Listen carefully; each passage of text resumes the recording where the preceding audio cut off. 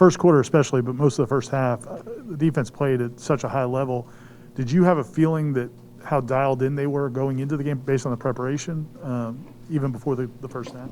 Yeah, I felt good about the whole week of preparation. I felt good about the answers that we knew we would have. I felt really good about the plan, and it was just about execution. It was a high energy game, so you get worried about eyes in the wrong place, and on defense you can play really good, and all of a sudden one guy gets his eyes in the wrong place, and next thing you know it's an 80-yard drive play, and everybody thinks you're playing horrendous. So. I did feel good about everything going into it. I thought those first 6 drives, you might not be able to play better. So there were some things in it that I thought weren't perfect, but I thought the effort overcame those. But we started the game out really fast. Adam, the third down stop you guys had at the end of the game to get the offense, the ball back, the energy and the effort, whether it's Jermaine going across the field.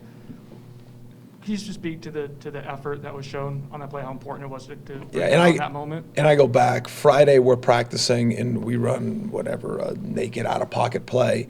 And Jermaine sprints 20 yards on Friday at 9:30 in the morning to chase the guy down. And we had other guys leveraging it, but I paused in my office as I watched it. And it makes you feel, okay, the training's there. And it wasn't because I said, on this play, I want your best. No, that's just how we have to practice. And so I think that went into it. But, Kalen was right there. Duke was right there. Jermaine finished it up. It was a critical play. It was a really good point in time. Stay here for Chris. Omarion Cooper's a kid that you've talked highly of leading up to that moment, but he gets a start against a team from down his way. Him handling the emotions, playing at the high level he did, how much did that, I don't want to use the word surprise, but how much did that stand out to you? And just how good can Cooper be in the end? It's really, we had a chance to recruit him, and I know it was over Zoom for the most part, but I've recruited down there in the Fort Myers area, and a couple of his high school coaches, a couple of them have been recruiting down there, so I knew a lot about him. And so just to see him now in those moments, he's the same kid. He missed some of fall camp, but I knew he was going to have the personality to be able to handle it. Was he going to be okay enough physically? Could he catch up to it? Mentally, the speed of the game, all those things I wasn't sure. But he's got a really humble confidence to him, and he expects to make all those plays. And he wants to please. He's always been a Seminole, in his mind. And so I think that means something. And to see him go out there on a big stage and come up big was critical for us and really important to his growth. And I think he's got an extremely high ceiling. Brendan? Going back to the Friday, Jermaine makes a hustle play in practice. That's become the norm for him at this point, I'd imagine? Well, it's become the norm for us, and I think when your best players are your hardest workers, I think that sets the tone for everybody. When they're not, you got decisions to make as coaches. Either you move them out of the way or you continue to coach it hard so that they understand it's not acceptable. But when your best players are your hardest workers, it makes things a lot more streamlined as far as what it's supposed to look like. And so I think he's helped that. There's been several guys on that defense that have helped that, and I appreciate it. But it's the expectations. When we were here a week ago, I think Jalen Knighton, their running game was the first thing you really talked about in his play. He did hit you guys on the pass, but the way you guys defended the run and the way you guys bottled him up, how pleased were you? We did a great job in the run game, and even when it wasn't perfect with our fits, our technique up front and our playmaking overcame it. There were a lot of plays that those run lanes closed really quickly. And I credit to the guys up front. They set the wall first. They've condensed a lot of space this year. And then we tackled well, for the most part, especially in the run game. So I think he's an explosive back. They've been really good on offense. The tempo is really gutting people. There's, a lot of big plays they've created because of it. But I thought we handled that well.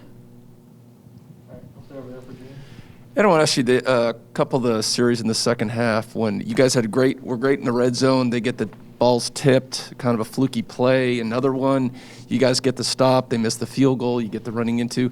I guess as a coordinator, when you're doing everything right, but the results don't match that. I mean, your guys obviously bounce back from it at the end, but how do you keep that level of the guys when stuff like that in a crazy emotional game is happening? Yeah, I think we train for it year round. We constantly are trying to put them in situations where where I don't know if they're going to succeed or fail, and you're not afraid of either.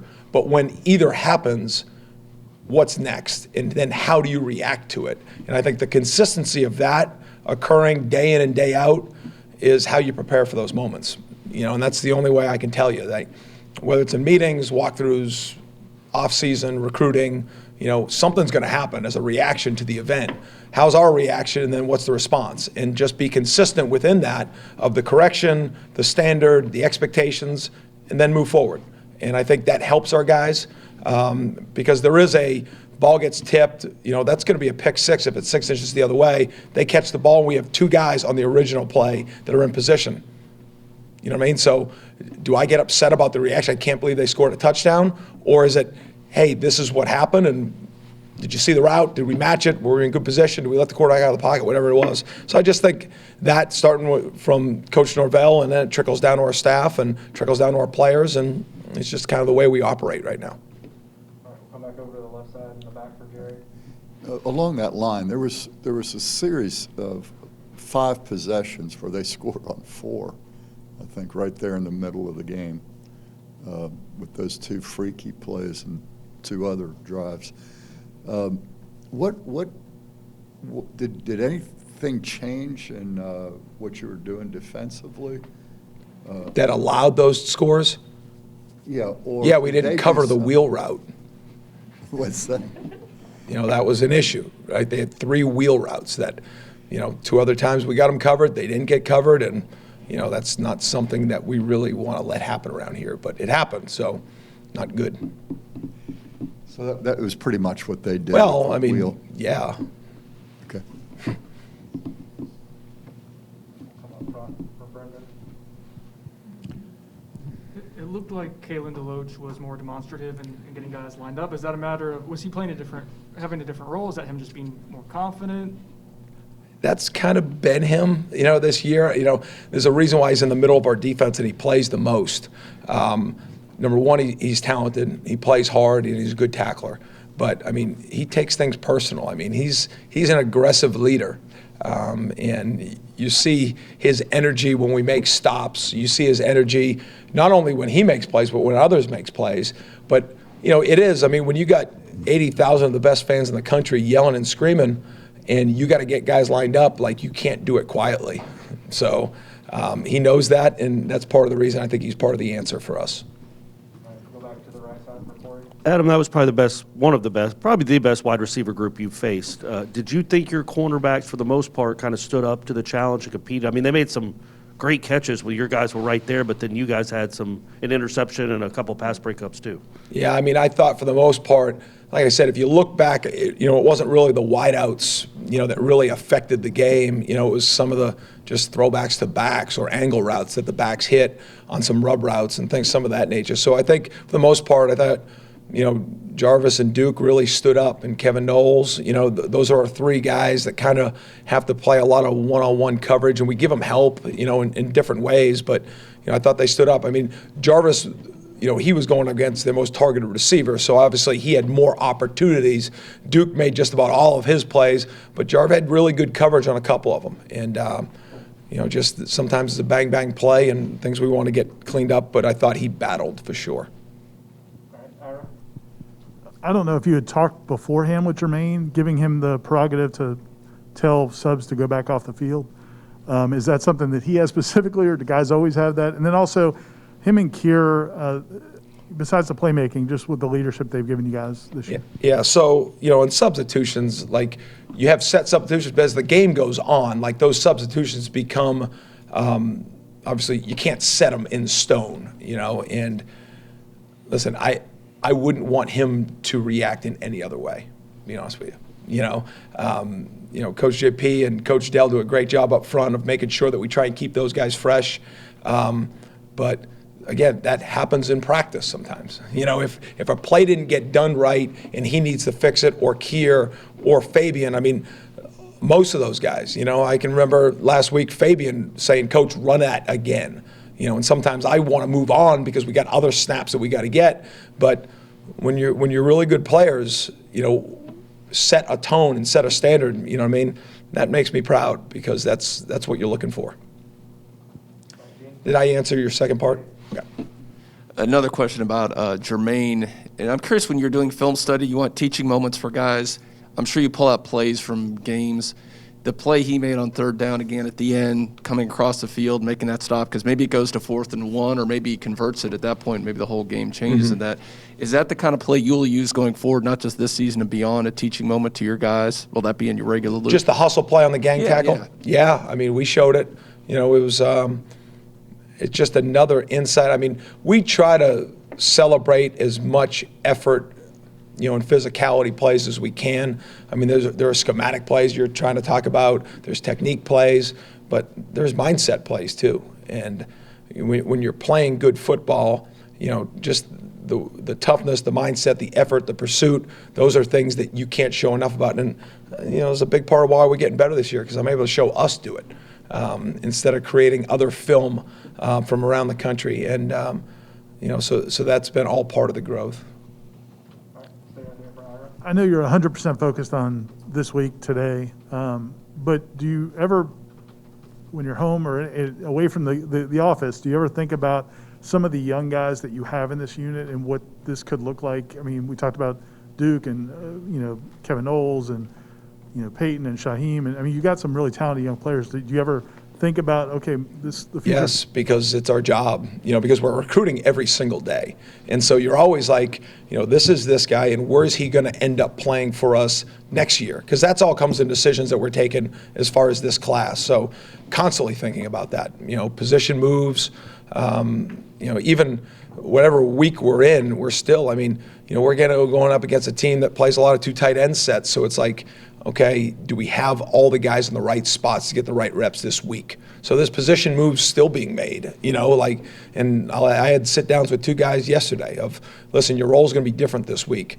This is what you're going to be expected to do. Do you understand? Are you comfortable? Do you have any questions? You know, because I think communication, because as a leader, if you have a vision and a plan, and then you communicate it and you give the reasons for it, now you got a bunch of guys that believe in it and they move forward, you know, and I think that's important. But yeah, we're constantly thinking about the younger guys. But even at linebacker, I mean, you got, you know, some young guys there, and I mean, you got a bunch of different crew out there. I mean, at one point, Jarrett Jackson, Malcolm Ray, Quayshawn Fuller, and Derek McClendon are on the front line all together, and you keep moving. All right, we'll go to the back right corner for Aslan. Coach, watching BC, it's like, I don't know, 1992 AFC East football. I mean, they got, you know, ace formation, 1 back, under center. Why, I guess, is there personnel? Is that why they dictate that sort of style? What allows them to sort of execute that style of offense? And how unique is that attack that BC has right now with Signetti? Well, they are under center a little bit more, you know, so than you face throughout the years.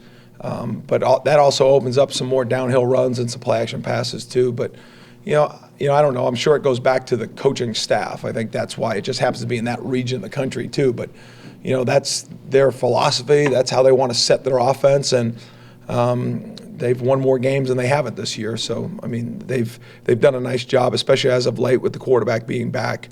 They had over 500 yards last week and had no problem moving the football. So.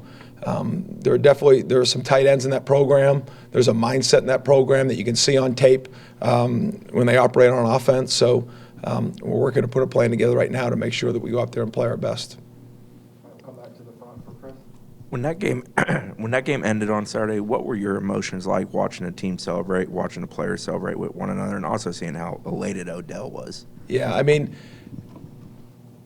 the greatest reward about coaching in my mind is to see your players, your staff be excited about the results, knowing that it was about the work that went in. I know that's a weird answer, but and I usually, when we have success, you know, whether it's taking the ball away, getting a stop, or even after wins, I tend to just kind of go away, and just kind of I enjoy watching it, just the smiles on their faces and the excitement. And honestly, I'm getting more excited because usually that means they're gonna have great energy the next day for practice, But it's super enjoyable, and to see the families of the players and the families of the coaches. Everybody kind of rallies around winning, right? And everybody feels good about it. So it just creates a really good excitement. I mean, just to come out here at 2.5 hours after the game and see, hundreds of fans around Coach Bowden's statue. I mean, that's what this program's about. The winning brings that to light, right? And obviously we want to do a lot of that, but it shows how much this program means to so many, and it really becomes pretty important because it allows you to understand that you can impact a lot more people at a place like this positively, which makes you feel really good about it. All right, thank you, Coach. Thanks, guys. Phone charge?